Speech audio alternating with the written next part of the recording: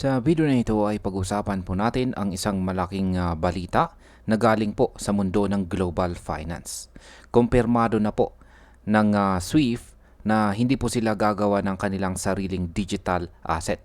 Sa halip ay susuportahan po nila ang mga existing assets gaya po ng XRP. Ito po ay nagdudulot ng malinaw na mensahe. Hindi po nila tinitingnan ang crypto bilang kaaway kundi bilang partner na maaari pong makatulong sa cross-border payments. Kaya ayan po ang siyang ating pag-uusapan sa video na ito. Pero bago po tayo magpatuloy ay pakibasa na lamang po muna ang disclaimer dito po sa ibaba ng ating screen. Ayan, ano ang malinaw na sinabi ng SWIFT tungkol sa digital assets?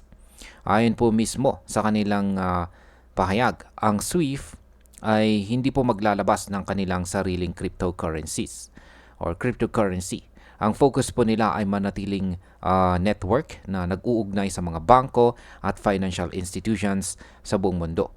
Sa madaling salita ay hindi po sila papasok sa kompetisyon laban sa mga digital assets gaya ni XRP, kundi magbibigay po sila ng infrastructure para masuportahan ito.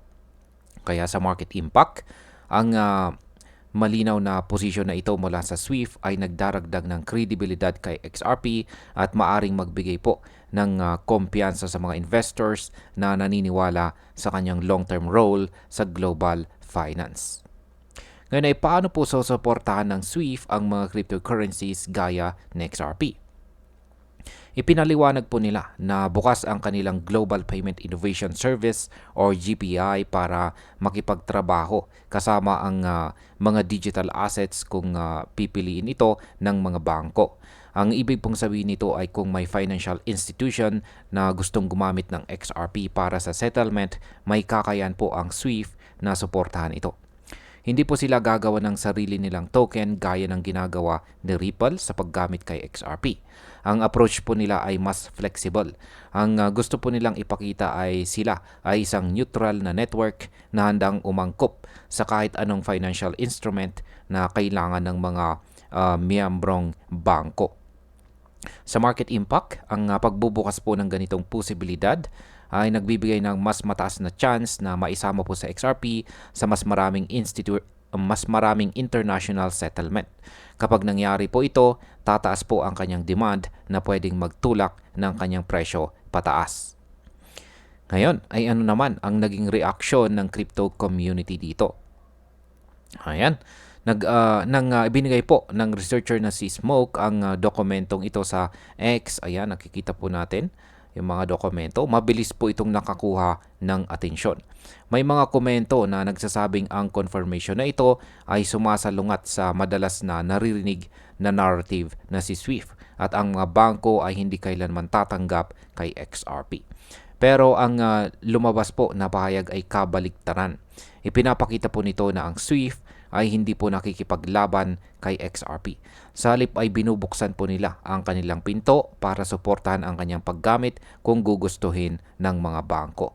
Kaya sa market impact, ang ganito pong uri ng balita ay nakapagpapatibay sa kumpiyansa ng mga holders na XRP.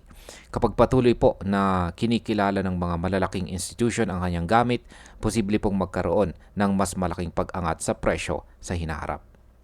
Ano naman ang kahulugan nito para sa cross-border payments? Ang kumpirmasyon ng SWIFT ay nagtatakda ng bagong modelo. Hindi kailangan na magbanggaan ang traditional finance at saka blockchain solutions. Sa halip, maaari po silang magtulungan. Para kay XRP, ito po ay malaking benepisyo dahil siya mismo ay dinisenyo para gawing mas mabilis at mas mura ang global payments. Ang pagkilala po ni SWIFT na may puwang ang mga digital assets sa kanilang network ay nagbibigay po ng mas mataas na posibilidad na si XRP ay maging mas aktibo sa international transactions. Kaya sa market impact, kapag mas naging madali ang integration ng XRP sa traditional na sistema, maaari pong makakita tayo ng mas malalaking institutional adoption. Ito po ay magbubunga ng mas matatag na demand at pwede pong maging driver ng long-term growth ng kanyang presyo. Yan, bilang panghuli, malinaw po ang posisyon ng SWIFT. hindi po sila gagawa ng kanilang sariling cryptocurrency. Sa halip ay susuporta nila ang mga digital assets gaya po na XRP kung gugustuhin ng mga bangko na gamitin ito. Ito po ay isang napakalaking balita dahil ipinapakita nito na si XRP ay hindi lamang basta alternative. Siya po ay maaaring maging bahagi ng global financial system sa pamamagitan po ng SWIFT mismo. Kung ako po ang tatanungin, ito ay isa sa pinakamalaking hakbang para kay XRP. Ang suporta mula sa isang napakalaking institution tulad po ng SWIFT ay maaring maging susi sa mas malawak na adoption sa buong mundo. At ayun, hanggang dito na lamang po tayo sa video na ito mga ka-crypto. Marami pong salamat sa panonood. Ingat po tayo lagi at God bless po sa ating lahat.